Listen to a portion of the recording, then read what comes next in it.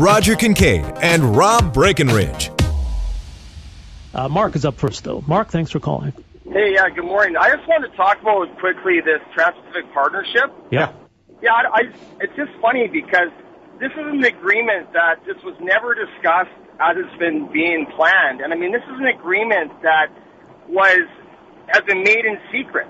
And, I mean... Well, but we're not bound by anything, Mark. I think these trade deals are typically negotiated that way. And then once they come to an agreement, and then it's up to each country to ratify. No, but I think that what we're not getting here is that this isn't even a trade deal. What we're seeing is a dissolving of our nation state. I mean, under a globalized corpocracy where you're going to have a centralized system, I mean, this is basically the sellout of our sovereignty. I think that's what people need to understand. But centralized under what? How? Because when you have multinationals that can operate above your government, then it's not going to matter who we elect because our policies, our domestic policies aren't going to matter. And that's what at the heart of what this agreement actually is. It's Mark, the sellout of our sovereignty. Mark, let me just cut in here for a second because you're saying a lot of stuff. And you're saying sell out of our sovereignty and multinational corporations that can operate above our government. But give me an example of what you're talking about. Explain to people who are listening to you what that looks like. An example is perfectly simple. What this deal does is if multinationals come and set up here, like say, for example, the Nexen oil thing that went through a couple years ago, what it means is that if their operation in your country, they'll be able to dictate basically how they want to kind of run things. No, that's not the case at all. Yes, it is the case because basically, yes, we'll have kind of a say, but ultimately, if the companies, multinationals, don't like how they're operating, they'll be able to sue their governments. And basically, the decisions are decided by international... Mark, this is nothing new. This is nothing new. We have trade agreements, and if we feel we're being treated unfairly by our trading partners, we have some recourse. That's normal. What this agreement is about removing tariffs and removing borders, or rather obstacles to allow us to allow our goods to cross borders and to get into more markets. No, you know what? I disagree, but I understand what you're saying. But this is like putting perfume on a pig. I mean, this is a sad day for every Canadian because this is a new setup. This is not a trade treaty. This is a globalized setup of a new way of operating where our laws are superseded by multinational laws. Okay, well, let me ask you a question. And the reason the Republicans are against this in the United States is because they have not been privy to see the information about this trade deal. No one has seen the information on this trade deal.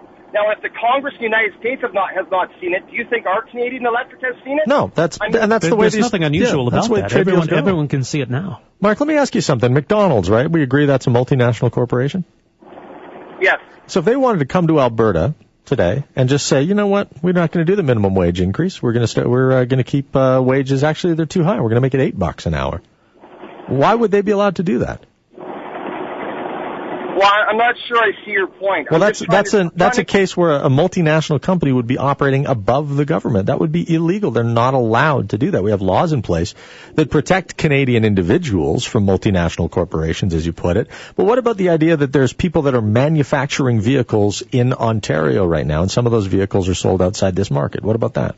Well, I think that's a good thing. I mean, there's certain aspects to the globalized structure that is good, but this trade deal goes far beyond that. When you look at the other things that have been leaked about this deal, your free speech, everything gets conflicted. But point is... Well, hang on a second. You can't just bring free speech into it without explaining that. Well, how is my free speech impacted by the Trans-Pacific Partnership?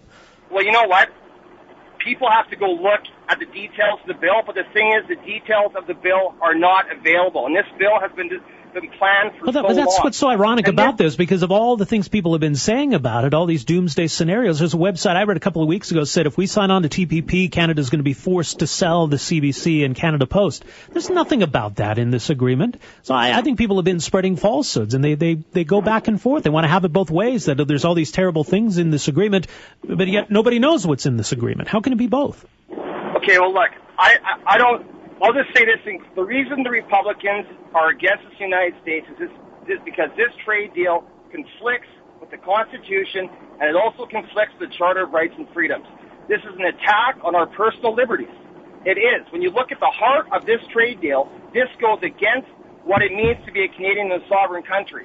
And slowly, They keep raising up the bar where the individual rights and our due process keeps getting moved up the ladder to a higher hypocrisy. But you can't give us an example. You can't give us an example. That's the problem with this, Mark, is that we don't know what's in the document, so you can't substantiate your claim. And there's more people that are listening that think the reason that Republicans oppose the Trans-Pacific Partnership is because it was negotiated by a Democratic administration.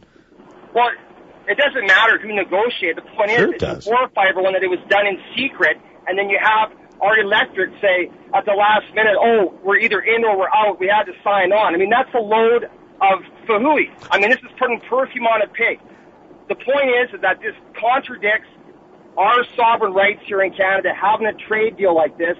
This is a wrong trade deal, and this is a sad day for Canadians. Have you read the Trans-Pacific Partnership, though? Do you have are you privy to information that we're not, that parliamentarians in this country are not?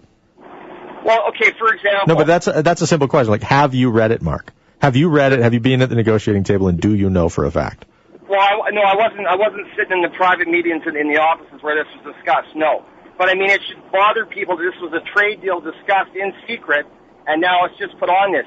If you look at the level of... When you look at the heart of this bill, because there is documents that have been leaked, okay. This is a total totalitarian trade deal, which is being amassed as a trade deal. Okay, Mark, we're going to leave it at that, because I think we're just kind of going in circles now, but... Roger Kincaid and Rob Breckenridge.